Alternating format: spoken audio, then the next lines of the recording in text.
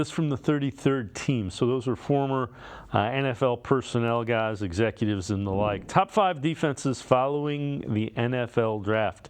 They have the Browns 1, Jets 2, Chiefs 3, Ravens 4, Patriots 5. Browns have a much tougher schedule. They'll face some of the elite quarterbacks in the league that they didn't really face a season ago. But you could argue this defense that was tops probably should be better based on what you've brought in.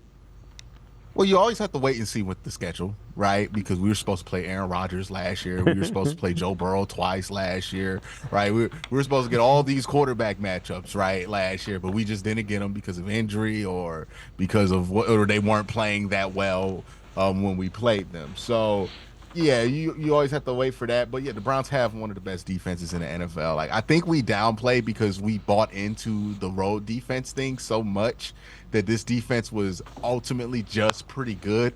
But if you go back and watch them when they're playing well, this is one of the best defenses within the last 10 years at times. Like, they were playing at an at-time generational level last year, and truly a generational level last year. So it's no shock to me that after adding more pieces, they spent a second-round pick on a defensive lineman, which you could argue Browns had no need to do that, right? Like, they just added another missile to the arsenal. Yes, that's probably the best defense in football. Yeah, and I mean, you added Quentin Jefferson and Michael Hall. I think you've upgraded your tackle position. I would argue Jordan Hicks upgrades your linebacker position, and your secondary is basically the same.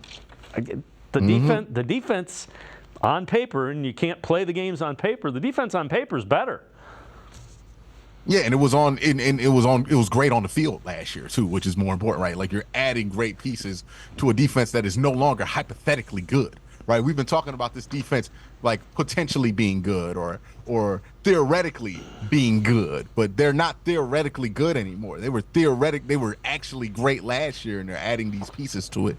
So it makes you feel even more confident in their ability to live up to it.